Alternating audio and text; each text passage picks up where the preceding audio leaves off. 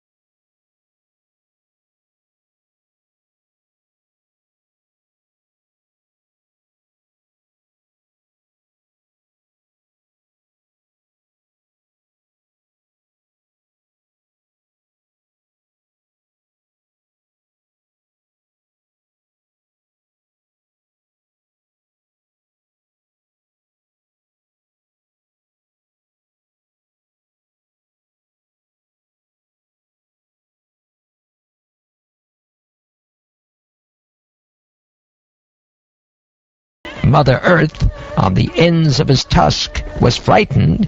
He rose out of the water just as an elephant emerges with its female companion when assailed by an alligator. The demon, who had golden hair on his head and fearful tusks, gave chase to the Lord while he was rising from the water, even as an alligator would chase an elephant. Roaring like thunder, he said, "Are you not ashamed of running away before a challenging adversary? There is nothing reproachable for shameless creatures." The Lord placed the earth within his sight on the surface of the water, and transferred to her his own energy in the form of the ability to float on the water. While the enemy stood looking on, Brahma, the creator of the universe, extolled the Lord, and the other demigods rained flowers on him. The demon, who had a wealth of ornaments, bangles, and beautiful golden armor on his body, chased the Lord from behind with a great mace. The Lord tolerated his piercing ill words, but in order to reply to him, he expressed his terrible anger and said, "Indeed, we are creatures of the jungle, and we are searching after hunting dogs like you.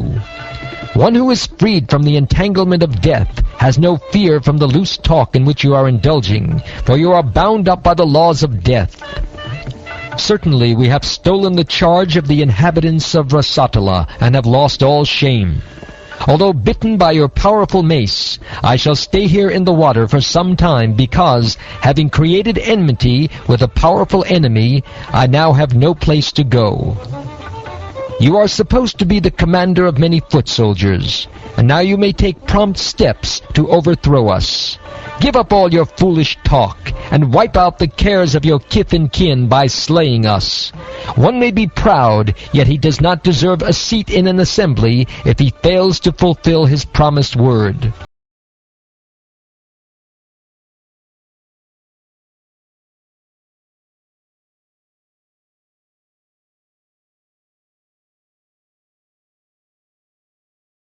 The demon, being thus challenged by the personality of Godhead, became angry and agitated, and he trembled in anger like a challenged cobra.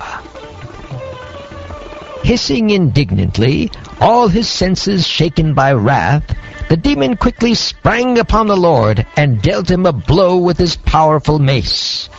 The Lord, however, by moving slightly aside, dodged the violent mace blow aimed at his breast by the enemy, just as an accomplished yogi would elude death.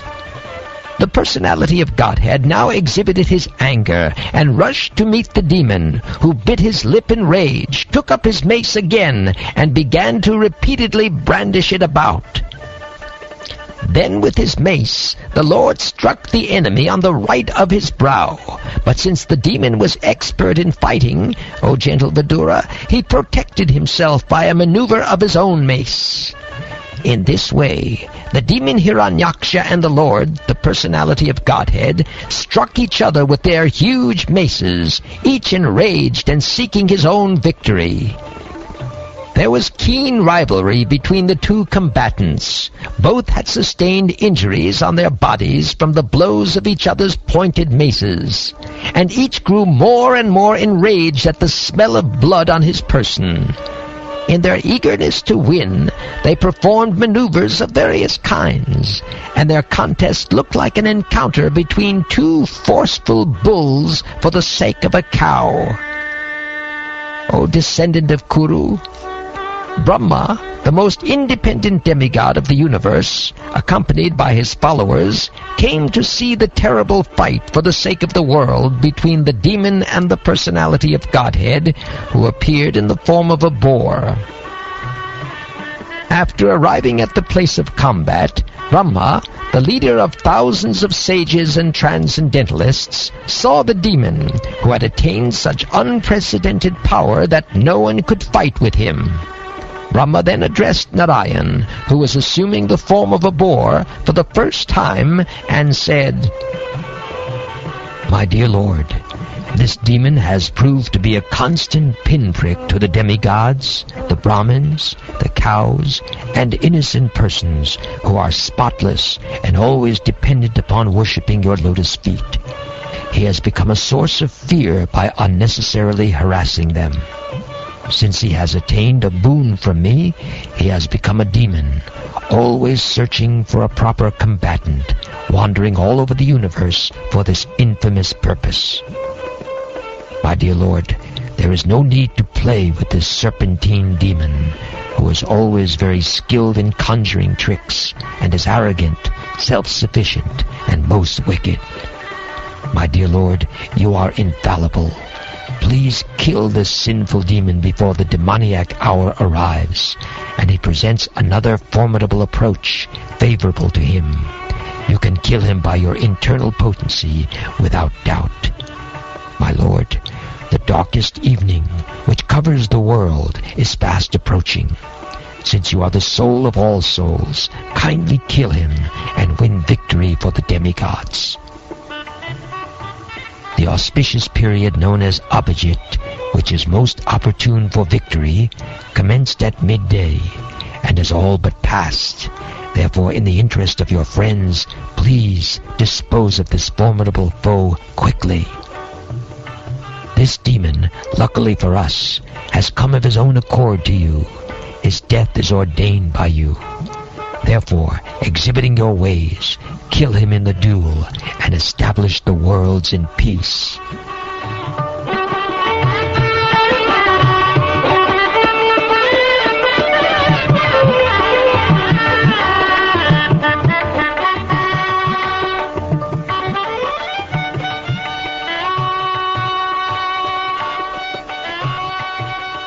Thus ends the 18th chapter of the 3rd canto of the Srimad Bhagavatam, entitled The Battle Between Lord Boar and the Demon Hiranyaksha.